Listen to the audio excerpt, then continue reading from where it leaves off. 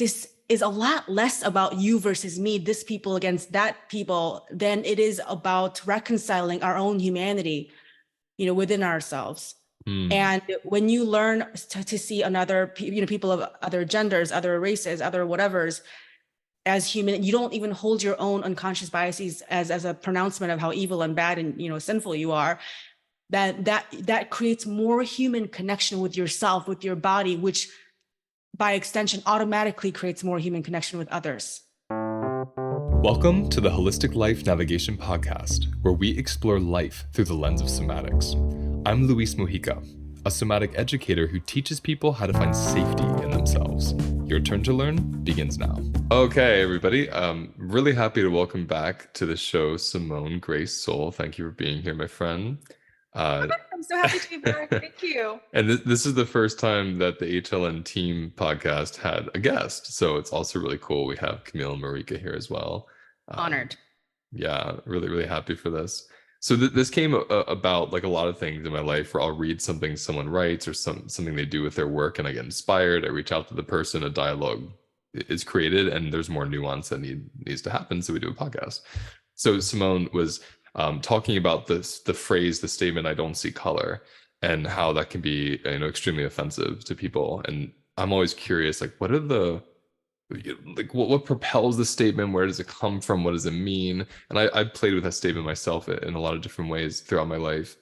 And I've come to learn so much about race and prejudice and racism itself through the lens of overcouplings, which we're going to talk about in a moment. And Camille and I wanted to talk more about this publicly and teach it, but it just hasn't happened till now. So thank you for the post, Simone, to kind of like inspire me, because I wrote to Simone, I commented and I said, "Oh yeah, I totally see color. It's the overcouplings that I'm aware of now." And you were like, "I have no idea what you're talking about." And I said, "Awesome. Like, let's do a podcast." And you just dove in and we got you on the schedule really quick. So that's what we're going to start with. And I thought, well, we could start by doing first, Camille, you and I could riff just some education around overcoupling, racism, prejudice first. So people listening kind of even understand what that term means. So Simone understands what it means. And then we can all have like a conversation about our experience with this statement, this term, how we want to go with that. So I'll actually let you start and I'll add to it. Yeah. So when I think about overcouplings as it relates to race, is with my work in diversity, equity, and inclusion, so a lot of it's related to bias training. And I find a lot of people don't want to understand their biases. They're like, "What? I'm not racist. I can't possibly have biases." And it's because a lot of us conflate bias, prejudice, and discrimination into being one thing. Now, those three things are absolutely related, but they're different. And in my opinion, it's important that we understand the difference. Biases are, in my opinion, are overcouplings. These are the automatic associations we have related either to race or other forms of identity, just things that we have been conditioned with. Doesn't make us good or bad, right or wrong. It's just the way our minds work. And then the way I think about prejudice is the rationalization or the justification of those biases. And then discrimination is when we act on those. That's the preferential treatment that we give to others based on the prejudice that's rooted in those biases. So that's how I think about overcouplings, again, as it relates not just to race, but just all forms of identities, the automatic associations we have related to them. Now, go ahead. Just a clarifying question. When you say overcoupling, you mean the coupling between ideas and identities, or ideas and maybe appearance, or ideas and like certain things unconsciously get coupled with and anchored into the unconscious mind with other ideas and things. That's what you mean? I'm looking at Camille. Yes. So okay. So when, somatically, when we talk about overcouplings, the way I like to describe it is, automatic associations, the things we reflexively associate with something. In this case, we're talking specifically about identities, but it could be anything. Like I could have a physical reaction to the smell of cinnamon because something happened in my life and when cinnamon was present. So now my body always responds as if there's threat present when cinnamon is there. So that's just overcouplings in general. But yeah, we absolutely have overcouplings related to identities, a whole bunch of them that come from different places. Yeah. In my world, we call them unconscious anchors. Same thing. I now see that we're talking about the same thing. Yeah, got it. That's right. And what I think what's so important about it, if we hear unconscious anchor and overcoupling through, like overcoupling is a somatic term, particularly. Got it. Because the understanding of the subconscious through somatic lens is that the subconscious is the body. So even when you have that term unconscious anchor, we can like notice, oh, there's an anchor, it goes into a place, right? And that's what's so important about this discussion that I think makes the recovery work with racism so difficult, is it becomes so cognitive. And if we understand exactly what you just said, Camille, like if we see bias as a somatic experience, then what we get is like, oh, through my development, even what I inherited from my lineage, there's like a felt sense, a felt constriction that happens when a certain person is in front of me. That's huge, because your mind might be like, I know that person's safe. And your body might be having a constriction to them, and then you behave from that constriction. That's where things like performative allyship and saying things like, I don't see color reflexively. And, you know, Marika, you've given me examples of some people that you've seen in spaces. All that gets birthed from those somatic, you know, those places in the bones that are bracing against an individual because there's an unconscious bias or overcoupling.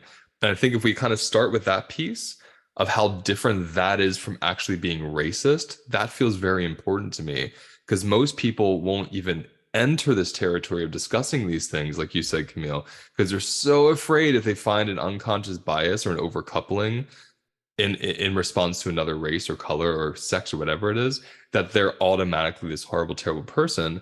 They don't even know they're doing it. So it's like, if we create space there, there's so much more we can accomplish of actually letting that out.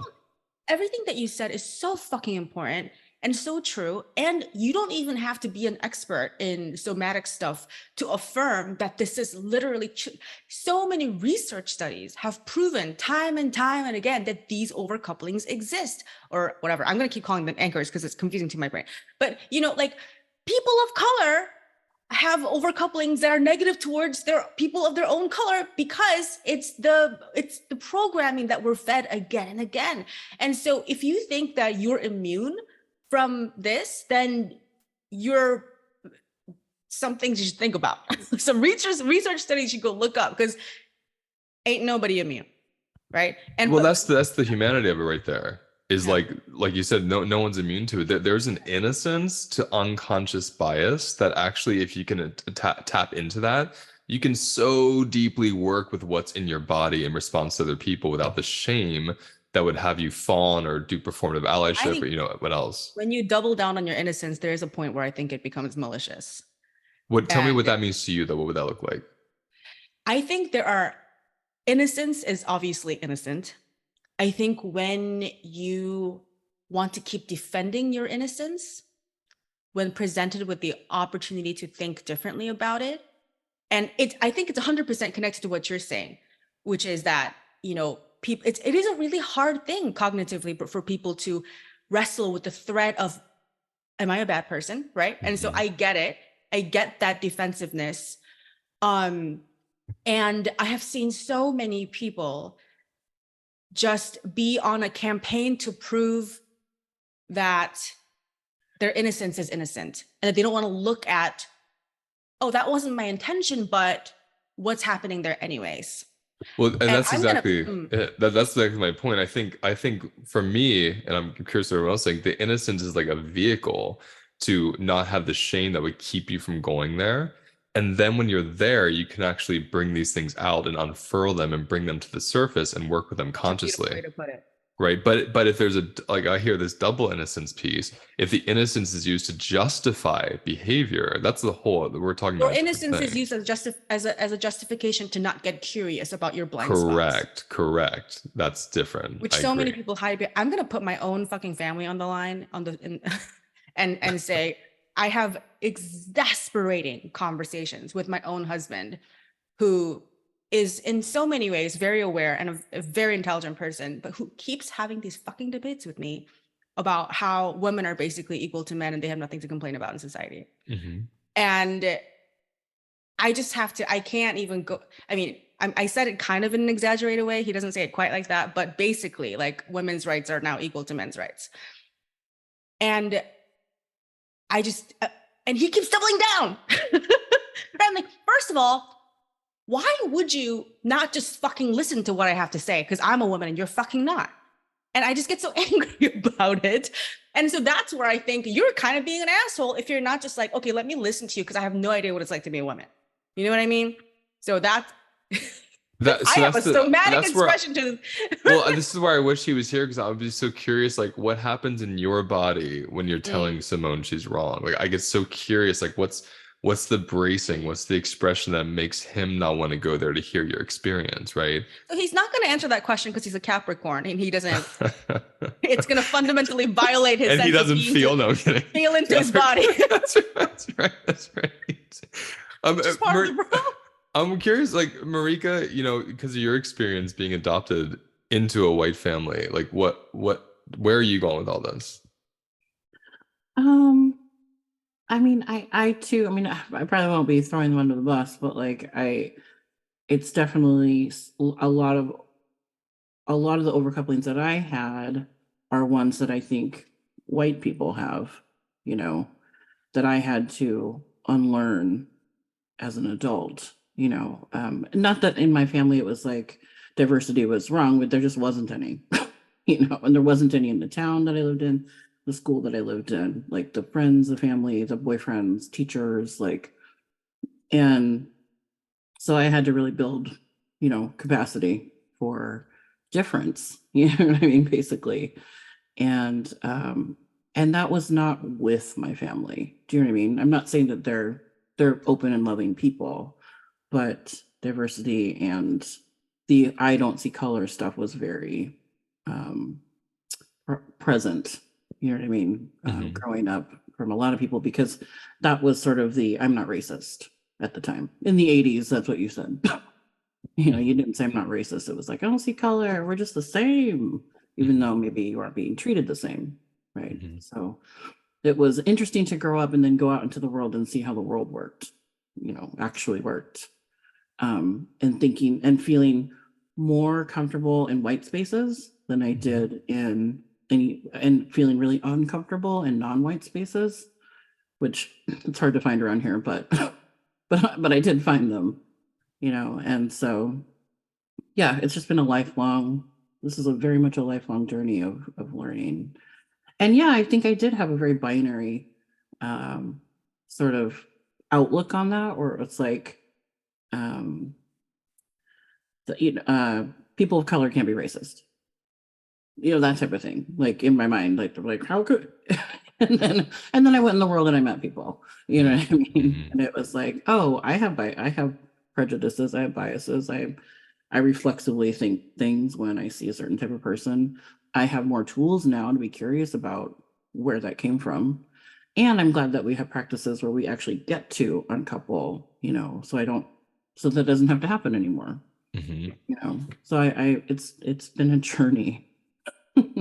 I love that you're given the experience, like Simone said it earlier too, you know, like people of color have it against people of color. Like I'm glad you're bringing that experience, because I just find that really important. You know, like coming from a Puerto Rican family, it was the same thing. You know, one side of the family were people of color, one side were what we would call white.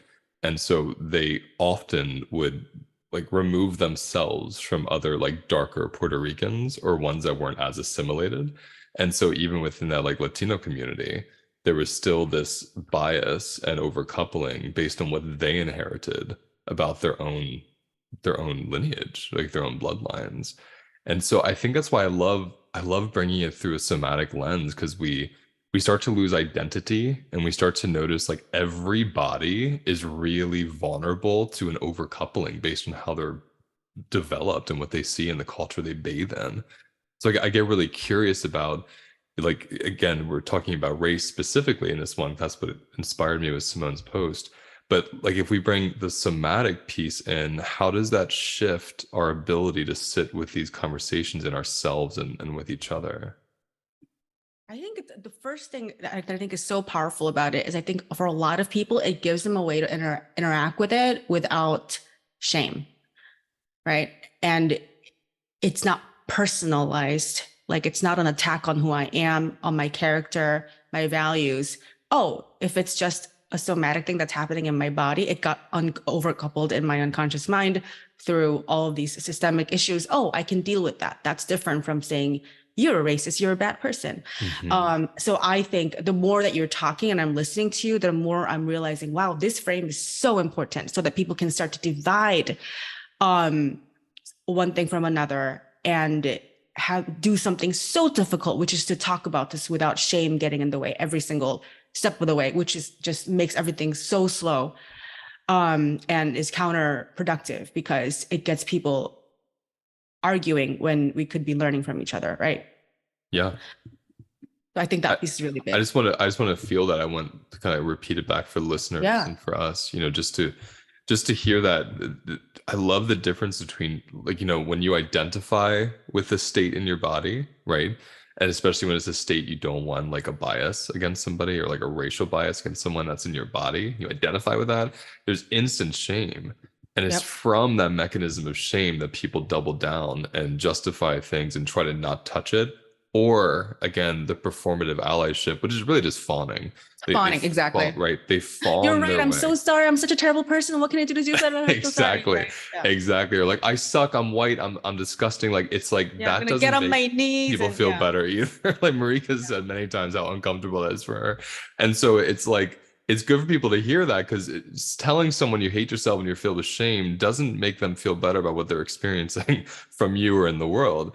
It's about, you know, what Simone just said, like without the shame, you can actually, I mean, I've sat in front of so many people of color in these conversations and told them things like, when I lived in New York City and I was on the subway and a certain kind of black man came on the subway train, my body constricted. My mind loved that person. My body constricted. I grew up with a television that was on 12 hours a day. And in the 90s, that particular looking black man was constantly on a television set with the word criminal. And so my body reflexively does that. I don't feel shame about that because I didn't invent that. I'm not upholding that. I don't justify it. I understand where it comes from, then I let it kind of die in me, which feels really good as much as it's able to. And then on the contrary, I'll see a black man get on the subway and I'll feel open-hearted because I dated a black guy. So like that's another overcoupling. There's like this positive overcoupling, this kind of looking man. So it's like you start to lose even race at a certain point because you're understanding it's this visual imprinted into my nervous system, conditioning, systemic racism, these things that we've really been passed on to us. At some level, it's almost like so simple as to be Pavlovian, right? Like it's exactly what it is. It's right. So which is why, I mean, there's also has been research studies, right? The same ones that prove that we all have unconscious racist overcouplings that said, if you take the same person, it could be a person of color who was just shown in a study that they themselves have unconscious bias against their own, you know, people with the same skin color. And if you were to show them images of like super successful, admired people of color again and again, just like flashing in front of them, here's Obama, here's Oprah, here's Beyonce, here's this scientist, here's right. Then if they take the same test 3 minutes later, they will show a different. That's right. Their overcoupling in the brain has got rejiggled. Right. Well, it's actually, we call it now, it's actually a new overcoupling. So there's the traumatic overcoupling, which is the one you brace against. And then you're talking about they're quote rewired with a positive overcoupling now. You don't call it rejiggling? No, I love that though. That's not the scientific term. I do think the brain is rejiggling when this is happening. But no, that's important. That's important. Which is why, right, we talk about representation matters. And I'm going to be honest, for a long time, I didn't get that. I was like, you know, we should all be a meritocracy. And like, I was stupid. And at some point I was like, oh, wait, that's not a thing. And then I realized, oh, this is about representation, because it literally changes people's brain wiring and body wiring. Literally. Yeah. Just depending on what we fucking see. It's literally that simple. Yeah. That's amazing. Yeah. What are you thinking over there, Camille? I see some. See some chameleon going on. Just lots of things, but gosh, what am I thinking? I'm actually gonna drop to the body, but what am I feeling right now? It really is, at least for me, this idea, a critical part of this work is many of us constrict around talking about overcouplings related to identities or bias because eventually we're going to be talking about systems of oppression, racism, sexism, homophobia, transphobia, whatever. And those are forms of trauma. And most of us don't have the capacity to be with trauma. Other people's trauma, but we really don't even have the capacity to be with our own trauma. So if I don't have the capacity to be with my own trauma, if I constrict or become overwhelmed with my own either personal trauma, my generational trauma, my community trauma, I certainly can't have space for either your personal trauma or your generational trauma or your community trauma.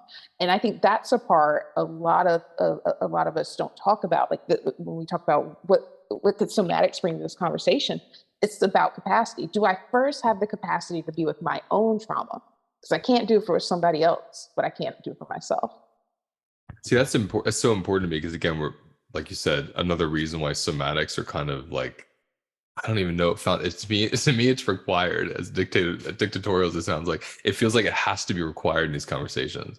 Because if I'm in my mind trying to figure all this out, I'm going to dissociate from this body.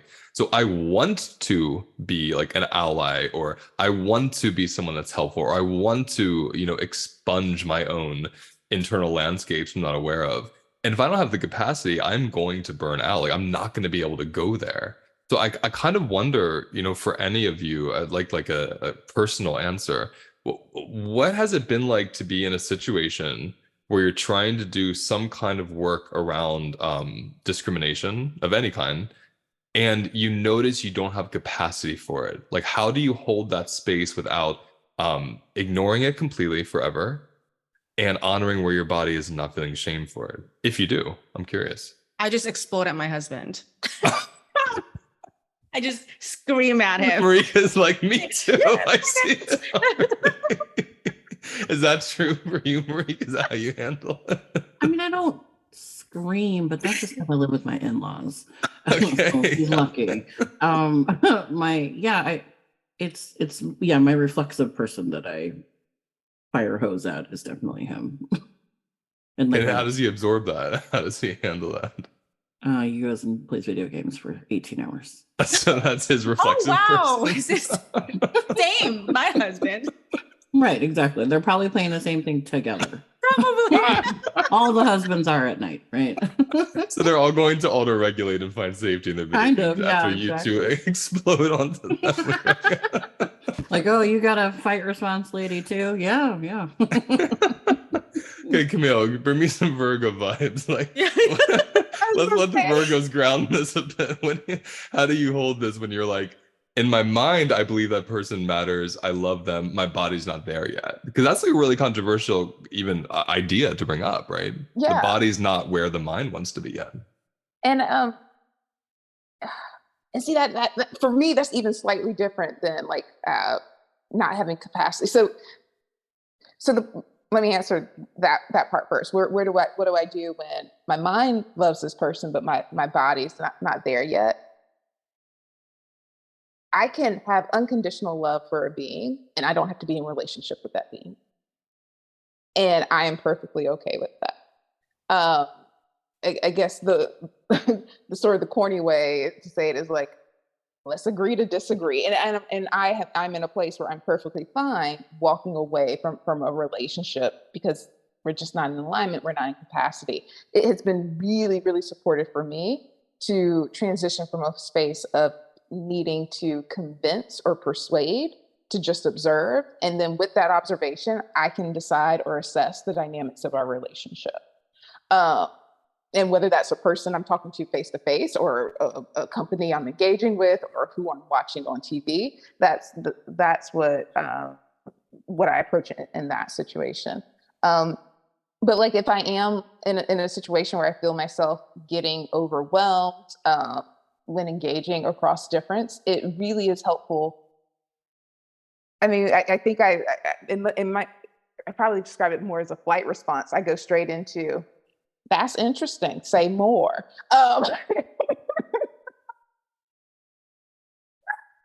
It's sort of in a passive aggressive way. I think that's my natural you're a pacifist, response. as you said. Yeah. Exactly. That's interesting. Say more. To the point where I know it begins to annoy them. So you exhaust them with questioning. Yes. That's usually my approach in those situations. It's interesting as I'm hearing all this input, this question arises, and so I'm gonna give us like an example, especially because we were originally centering race here. So let's say there is a white person and a black person. Let's make this like super simple, okay? And the white person's like, I have to get over my unconscious bias so I can be in relationship with this person, with this black person, right? Like that's their goal. They work together, they live together, whatever the situation is. Two things come to mind. One, is it okay just to realize you never will? Like, I'm like, can we go there? Let's go there first. Boom, already there. I tell people in my biases training, like we were talking about earlier, let's take the stigma away. I got biases, a whole bunch of them. And guess what, y'all? I'm not really trying to put any energy into getting rid of them. Instead, I'm putting energy into being aware of them, and I don't always have to act on them. Could I uncouple all my biases? Yeah. Or I could just be aware of them, because there are actual situations where my biases don't negatively impact somebody. And it's perfectly fine for me to have my biases and my overcouplings. And there are situations where if I were to act on my biases or my overcouplings, they could negatively impact people. So that's why I want to have the awareness.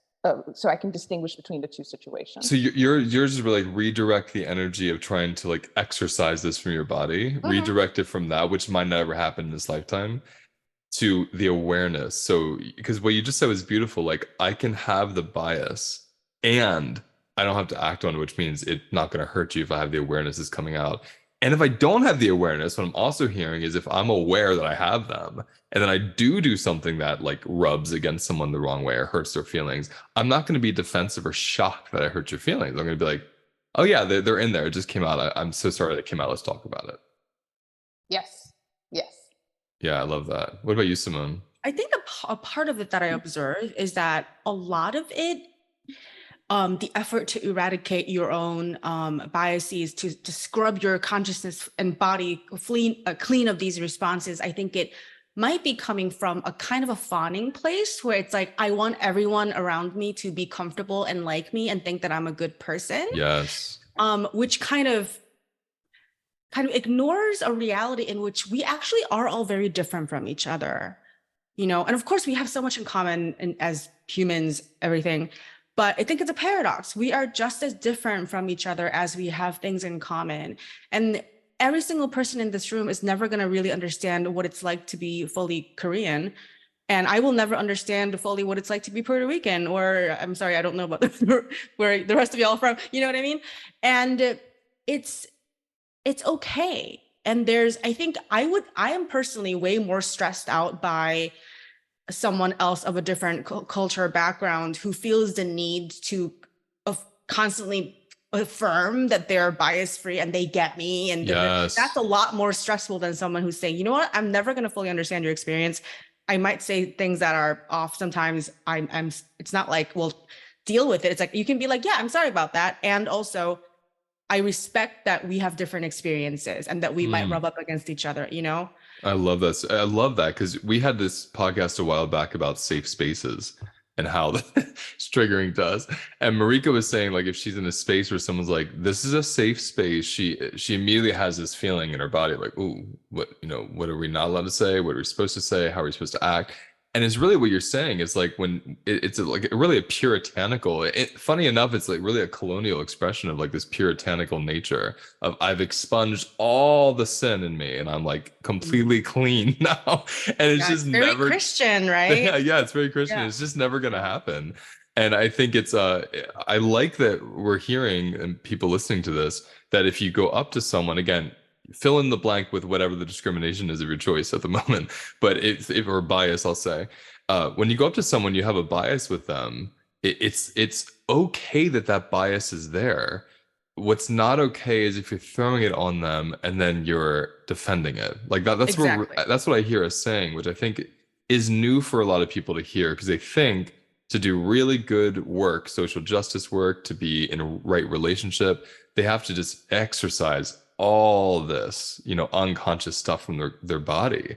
And it's really just not even possible. It's like a pyramid scheme. I think that's why sort of take it back to the original comment, like, I don't see color, or I don't see race, can be so triggering. Is like, yes, you do. You know how I know you see race and color? Because I see race and color. I'm not asking you not to see race and color. I'm asking you to see that you see race and color. And when you see it and you're starting to act on it, just pause and question, would I still be acting this way if this person was a different color or a different race?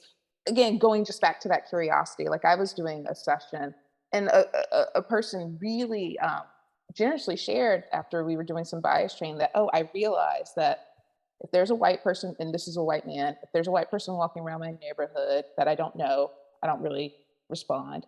If it's a Black person walking around my neighborhood that I don't know, there is this sort of reflex in my body. Now, it's never been to the point where I've questioned them or called the police, but I can understand the origins of that. So now that he has that awareness, it'll probably never get to that point because he's willing to acknowledge it. It's not about I should never have that reaction when I see a Black person I don't know in my neighborhood, but because I can witness that, I can stop myself from acting on it and getting to a point where it could actually cause that person some harm. See, what you said is important because, like, again, I don't see color. Okay, no, I see color. Then part two, what's overcoupled with the color I see? And I think that's what I never hear being discussed in any of these conversations is like, what are the unconscious meanings and physical somatic reflexes and associations with this color, with this face shape, with this sexuality, whatever the expression is. That's what lights me up about this conversation, because like Simone said earlier, when you realize it's something your body's doing, it's not like you're intentionally doing it, and it takes the shame away so you can go there. Not take the shame away so you can ignore it and be like, I'm free of it, but it takes the shame away so you have the capacity to even touch into a part of yourself that would do something that would even appall you. And I think that's the humility there, is there are parts of me that would appall me if they come out, or do when they come out. And that's part of me having an unconscious. Like, that's part of being human. So can we build capacity for these rubs if we're conscious of them and not defending them? I think that's the difference. Such an important and important nuance you're talking about here. And I wish everybody could hear this conversation. Luis has taught me so much about somatics, just from me being in his world. But the first person who even taught me that this exists, and the first person who got me to open my eyes to it, was Resmaa Menakem, whose book I read, My Grandmother's Hands, a while ago. And one thing that he said in the book that really stayed with me is that when you have these unconscious overcouplings, I guess that's redundant because overcoupling is unconscious. Anyways, whenever you have these overcouplings, and let's say you're a white person and you have certain ideas about what it's like, what Black people are like, if your body is automatically reacting in a way where that is reflective of seeing another human being as a little bit more dehumanized than you, then you can't have that in your body without you also dehumanizing a piece of yourself, right? So I probably butchered his words, but that's how I understood it.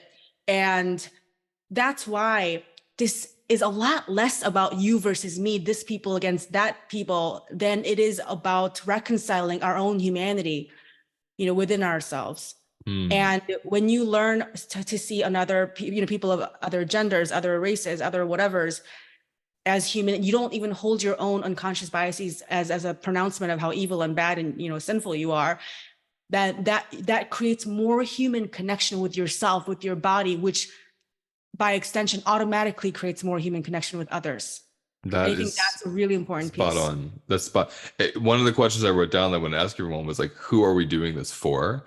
And you just answered it with that. And I want to hear what Marika says after I say this. Because I think when we go into this from a fawning place, from like you said, Simone, I want to be liked by everybody, which is really a codependent place. If we're going to in that codependent place, I'm doing it for you. I want you to know that I'm pure, so you like me and know I'm not racist or whatever it is. But when you're doing it for yourself, like, can I humanize myself by being with all these differences in me? Then when I see the difference in you, I'm not as startled by it. Like I've been working with that from me. So there's the idea cognitively, I'm doing this for the other people. I'm doing this for marginalized people. I personally don't think that's a good way to show up to it from, because if it's for them, I'm also posturing them as like needing me to do it. Whereas like they're already free in my eyes in their own body. Like I don't know what they're going through. I'm not free if I'm the one, constricted by the prejudice and bias. Like I want to free myself, and then I'll show up to you without all that burden that I'm going to end up throwing on you somehow. Where do you go with that part, Marika? I'm curious because you and I talk about those kind of things a lot. I mean, I totally agree. What was coming up for me was how, especially since you said fawning, was all the tap dancing I did for white folks so that I could fit in, and then got out into the world and all the tap dancing I did for people of color so that I could fit in, and not ever feeling like I belonged in either camp. And the more work that I do, to Simone's point, with the, my own biases and accepting my own humanity, the more it is like I'm freeing myself so I can belong to myself. And I don't have to think about belonging to those other things. I just get to be. That's so powerful to me. Like, so I can belong to myself. I think that's so gorgeous. I also wanted to ask everybody, like, I would say this space with Luis and Camille and Evan and our guests, my husband and my best friend are the only people I feel comfortable talking to about this type of stuff. Like in my progressive, group of friends, this would not get talked about, because we wouldn't want to have to like shine light on the dark parts, right? And so I'm wondering how we can encourage people to create, sort of I don't know if it's a group or if it's like, who do you guys talk to, and like how can we encourage people to have these conversations with people they're safe with or they feel safe with, I think that's a great thing for us to play with, because people listening might be getting really inspired, like, but where do I do this? And one thing I saw happen a lot in 2020 was people suddenly going into other cultures they never really cared about to try to do this, and then those other cultures feeling like, get away, we don't need you here suddenly. So it's like, how do I, if I want to be in a diverse group of people, I want to play with this, how do I do that where everyone's like consenting and excited to do that? I'm curious what you all think about that, for people listening in particular who don't have access to a group like this. Probably join Lewis's community. That is a really good answer. This is why people love me. I just go around and market on everybody's behalf. That's right. Membership. Ding, look at ding, ding. Or whatever. HolisticLifeNavigation.com. But listen, there's a kernel of seriousness in that, which is that, listen, if you want to get better at this, invest in it. It's true.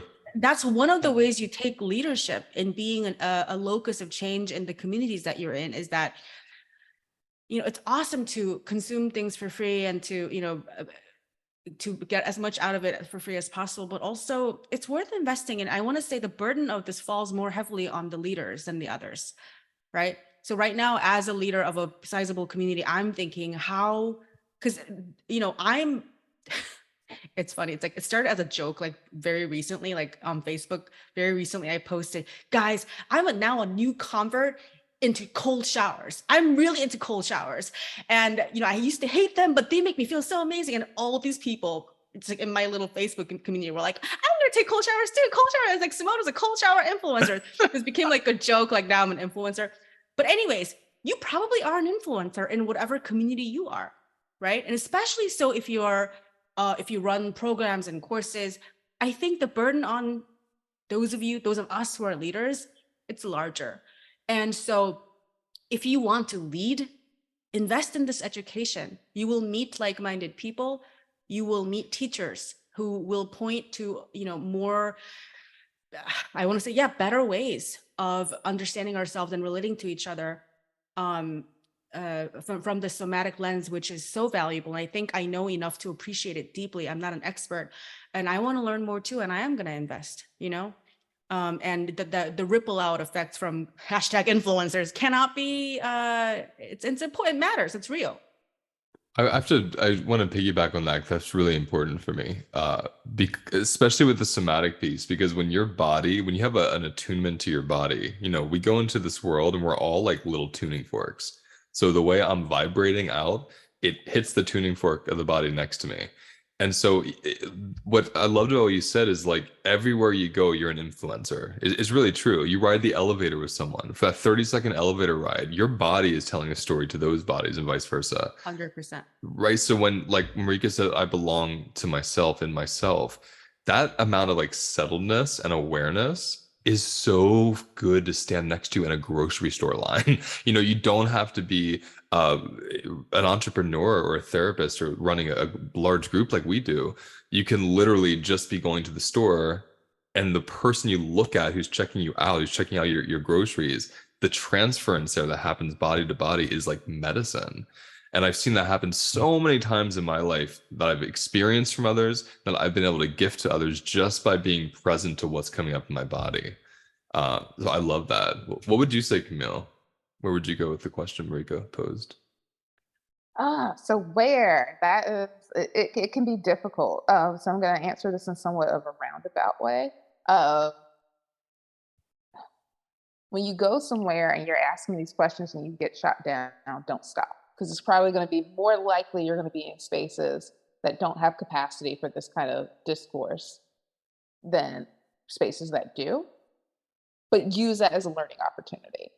Begin to witness, oh, this person's past capacity. Not good or bad, but this person's past capacity. They don't have capacity for this question, or they may not even have capacity for my presence. Because I think, or at least what I've experienced or witnessed in a lot of people, that they'll say things like, but I want to learn, I went to this one thing and I got shot down. And so then I guess I have to stop. So that would be my recommendation. Instead of stopping, use that as a learning opportunity, and know that not one person or one organization is the end all be all for everything. Go to another one, try again. And just like anything and everything, I always tell people, like, start from the beginning. Google it. You don't even have to interact with people first. I mean, during COVID, how many of us learned how to make sourdough bread? Not because we asked anybody about it, but because we watched a YouTube video. So watch a video, read a book, watch a movie. If you haven't seen Malcolm X before, watch that. Watch RuPaul's Drag Race, listen to those conversations. Like, you can even start there and begin to witness some of these incubator spaces. Like, we don't have to make it too complicated. I love all that, and I wrote down, they don't have capacity for my presence. Like, I love that. That's like, when people hear the word compassion, sometimes they think it means like being a doormat. How much power is in that statement? They don't have capacity for my presence. So much more powerful than like, you should accept me here. It's like gorgeous. I love that. Like, you win. You win big time every time you can hold that. It's so good. And I think I want people to really hear that, because this is, again, why I love somatics. Marika, when you're saying there's this very small circle that you feel safe doing this with, I'm assuming, you tell me, it's probably because it's an embodied circle. It's like there's like a heart connection, you're in your body. Is that what you experience with that? Yeah. And also, yes. Absolutely. Yeah. And that's so important to me, because one of the greatest, most powerful tools of colonization was the invention of race. And the invention of race is a dissociative invention. It removes body from place and makes an identity based on color. It's a dissociative concept that, like, literally rips people from their bodies and figure, literally and metaphorically. So it's interesting to talk about something that is rooted in dissociation, dissociates. So to be able to feel into your body, to be able to be body to body with the other, I guess what I'm saying is it paces itself, because you notice your capacity. You feel when the activation is coming up. Oh, there's my bias. I learned that for 10 years watching the news. I get why I don't want to hear this person talk right now. Like, there's a different language and different way of connecting through the bodies.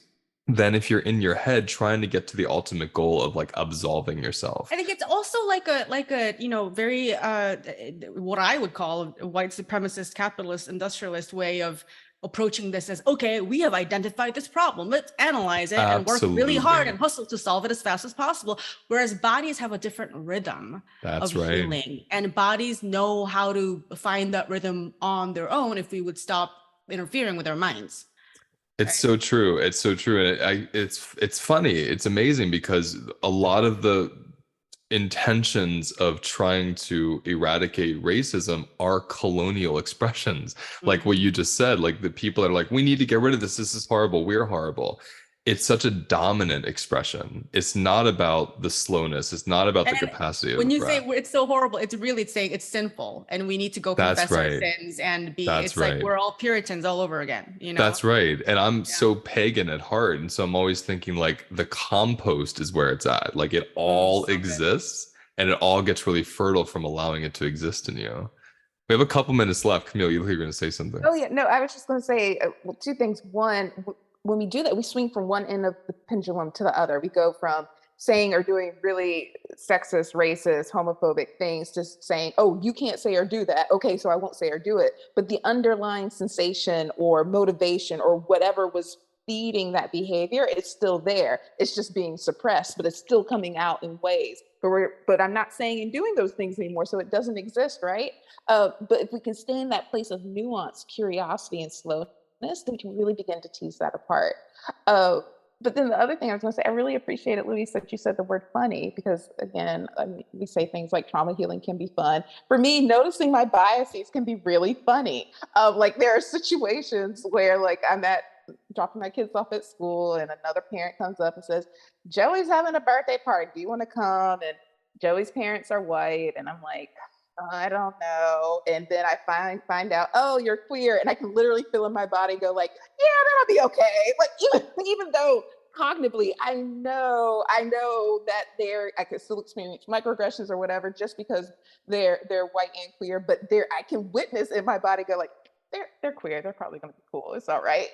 So you can just begin to laugh at yourself. It's so funny. I agree. I like the positive ones are funny. The negative ones can be funny. Like it can be such a joke because it's an invention. It's not real. You don't know the person in front of you. You don't know what it's going to be like.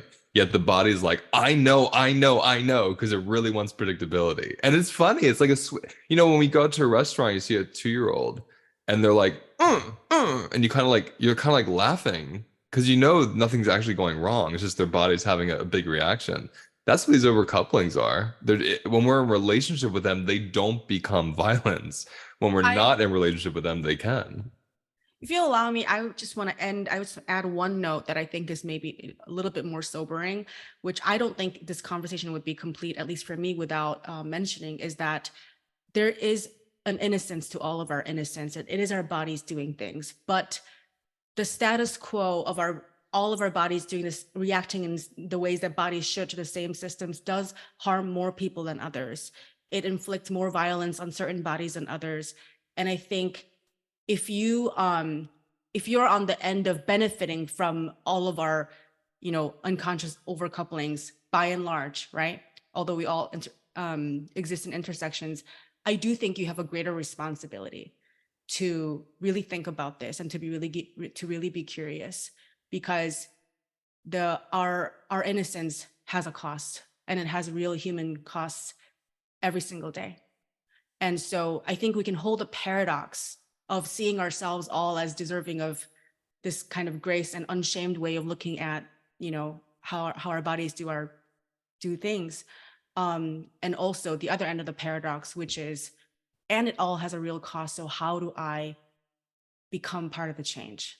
I wanted to highlight when you said responsibility, because we've talked about this before too, that word can be so triggering for people because they think like it means like I created this. Yeah. And I think what I love about responsibility is it literally, like the word suggests, like my ability to respond to it. It's incredible to think, okay, I didn't create this, I inherited it. Right, it lives in my bones. Even if I'm benefiting from it, if I'm on the spectrum that benefits from it more, I inherited the system that helps me benefit. How do I respond to that? Right, that's where to me the power comes in, like what you're saying, because as you're speaking, I saw this like incredible vision, this like mycelium, connection across the forest of all these like innocent, loving people with good intentions that are recreating and reenacting trauma patterns that hurt other people every day in indirect relational ways and in indirect ways, even from like where they shop and what they buy. And I think when I hear you, that's what I hear about this innocent piece is like, it is innocent in the body, like, because you're unconscious to it. The result can be really hurtful or damaging or harmful to people. So if you feel into that responsibility, and again, ability and capacity we can bring together, what's my capacity to respond to what I inherited? Like, to me, that's very powerful and very practical for people, instead of the burden that a lot of people will feel when they hear that of like, I have to change the whole thing myself. I don't know I don't know where it's like, no, you don't. You just have to do what you have the capacity to start responding to right now based on your life and your experience. Camille and Marika, you ended with us. What would you like to add to that? All right, final thoughts. Luis, we are setting up the next episode to talk about privilege, talking about burden, Writing it power, and down. influence right there. So I'll leave it there. We'll talk about privilege next. Or privileges. Privileges. Go ahead, Marika. What are you thinking? I'm a Taurus. I love privilege. But yeah, we can also talk about other privileges. And yeah, I've actually just learned so much from this conversation. So thank you all. Me too. I feel so satisfied. I feel like I've been like fertilized. I feel really activated in a good way. And I thank you, Simone, for being so open-hearted to just join, having no idea what we were talking about, but actually knowing everything we were talking about, just different language. I was like, what is an overcoupling? Is that a snack? Like, I love it. I learned so much from you. Thank you so much. I learned so much here. Y'all were amazing. Okay, my friend, y'all take care. Good to see you. That's the end of today's episode. Now let's take a moment to notice where we feel the episode in our bodies. Close your eyes. Take a breath. And let whatever wants to come up, come up. And remember, those sensations hold the wisdom that we're looking for. If you want to go deeper, visit holisticlifenavigation.com.